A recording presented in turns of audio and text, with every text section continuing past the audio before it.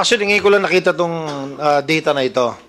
But initially, ang aking impression dito, Mr. Chair, there is a big possibility that during the time of 2008 and between 2008 and 2015, baka hindi intensified ang pag-raid sa case ng mga drugs.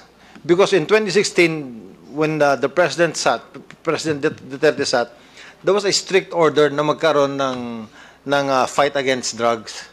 So yung na-intensify yung laban sa drugs, kaya maraming nare-report ng mga cases, kaya tumaas ito. And that's the reason. But if I remember right, Mr. Chair, I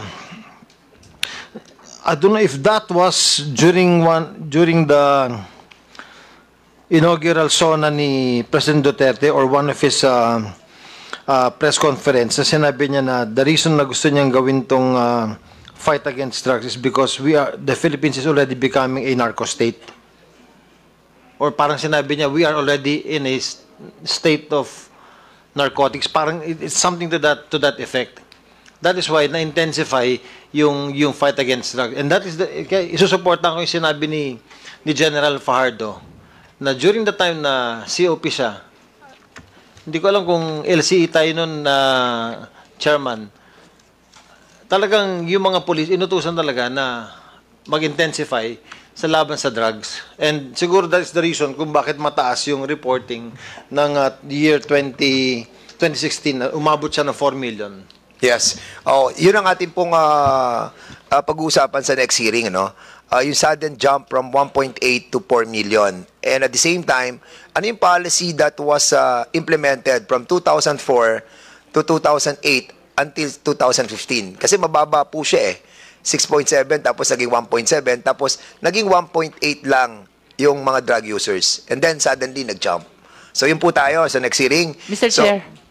Quick. Okay, Congressman Luis Ro. May I just suggest that we invite the focal person of whoever conducted this survey? Yes, I have. So we will hear what parameters they considered in conducting and coming out with those figures.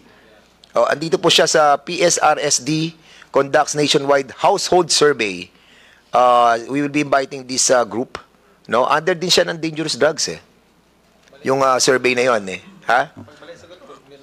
I-ano natin, i-confirm natin validate natin tong nakita nating report sa kanila.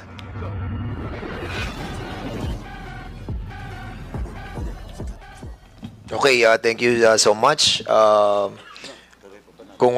Kasi hanggang 12:30 lang po talaga tayo. Mr. Chair. Meron kasing ewan ko ba bakit tayo hanggang 12:30 lang daw but Congressman Sergio Dugoc muna. I would just like, Mr. Chair, to move that on the next hearing we will invite Representative Pampao, no, from Public Attorney's Office, because basically this committee hearing, no, the objective or the purpose is to give legal assistance, no, doon sa mga kaso ng mga pulis. So we will invite a representative from PAO so that we can ask if at present, no, the PAO can create a special unit for the purpose. Okay, thank you so much, Congressman Dugoc. We'll be inviting the PAO head, no? DBM, Mr. Chair. And also DBM, what? DBM, Mr. Chair. Can we DBM? invite DBM? Yeah. Para malaman natin okay. Oh yeah, okay. We'll be inviting also the DBM. I wanted to show you something before. Kung wala na pong iba, I'll be showing lang muna yung isang presentation. Kasi ito, survey to that was conducted by the Policy Studies, Research and Statistics Division of the Dangerous Drugs Board. Ito yung mga, I wanted to show you, ito yung kinonduct na survey. Noong 2004, yung pong Policy Studies, Research and Statistics Division ng Dangerous Drugs, nag-conduct sila noong 2004 ng survey. Ito data to 6.7 million drug users. At noong 2008, the same survey that they conducted, bumaba yung ating drug users, naging 1.7 million drug users na lang. And then suddenly, noong 2015, after so many years, 1.8 drug users. Yan po yung sinabi ni Benjamin Reyes. Siya po ang dating chairman ng DDB na 1.8 million nung 2015 according sa survey na yan. Then nag-jump siya ng 4 million because this person, si pangalan to? Benjamin Reyes, was issued an order from the former president to be relieved from his position. Dahil mali nga daw yung 1.8 dahil dapat daw 4 million yung drug users.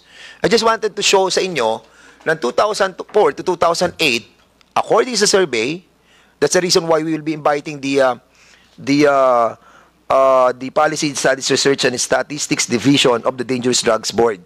Para malaman natin, what is the reason why bumaba yung drug users from 2004 to 2008 from 6.7 to 1.7. Even without the war on drugs that was implemented noong 2016, bumaba naman pala tayo eh. Mr. Chair. Yes, kaya nga, we wanted to find out what was the reason for this substantial reduction of drug users from 2004 to 2008. Hindi po ako nagsasabi nito ha. Survey po to that was conducted by the Dangerous Drugs Board. So we want to find out ano yung policy that were conducted during that time that lead to substantial reduction of drug users. And why from 2015, it was increased to 4 million drug users. So, yan yung po ating pag-uusapan sa susunod na hearing. Huwag na po natin pag-usapan ngayon because wala na po tayong oras. Pinaalis na po tayo dito. At meron daw, but because wala na po tayong time, we will be accommodating lang Congressman Richard Gomez and kung sino pa po iba, then we will be suspending this hearing. Congressman Richard Gomez, please. Thank you, Mr. Chair. Actually, ngayon ko lang nakita tong data na ito.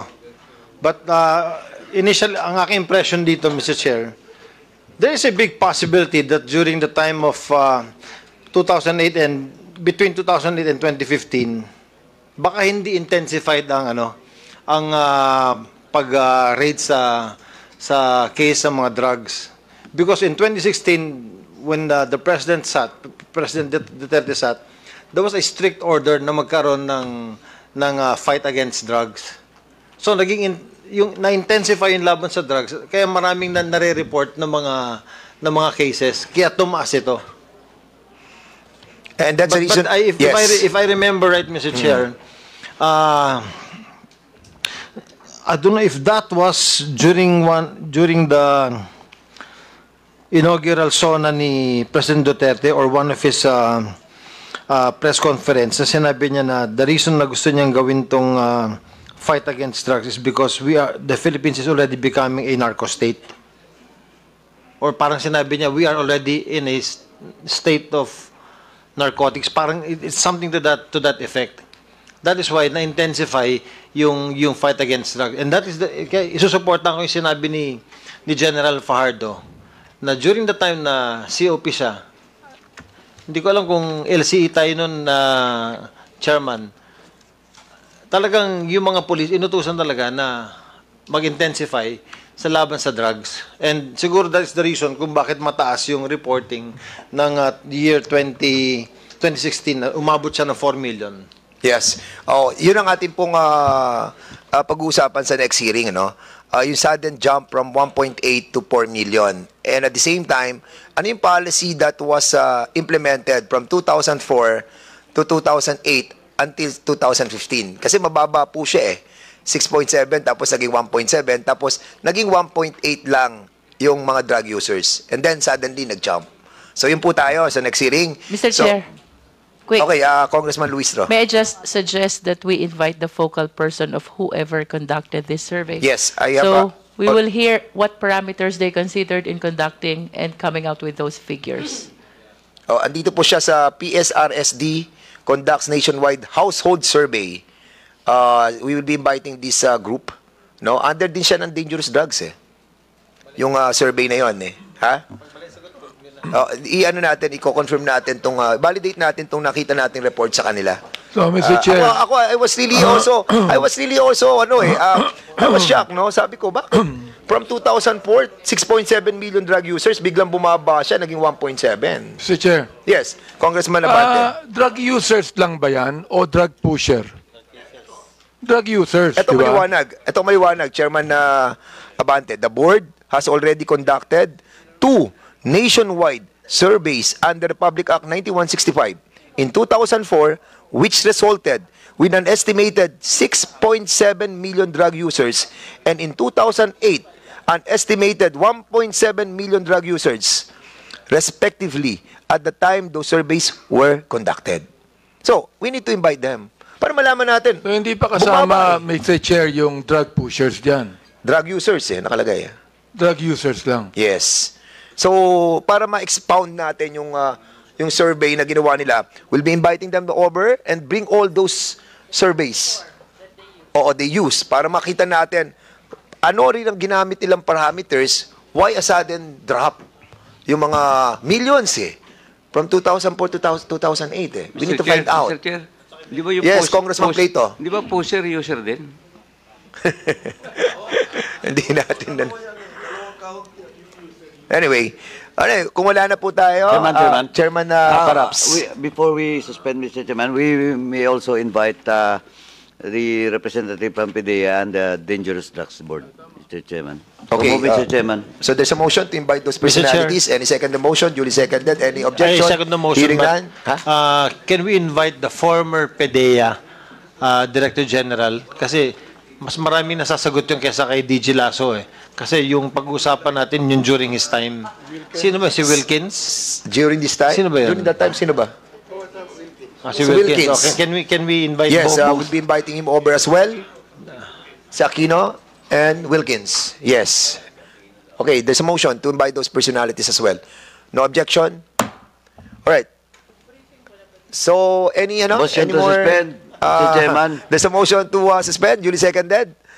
This hearing is now suspended.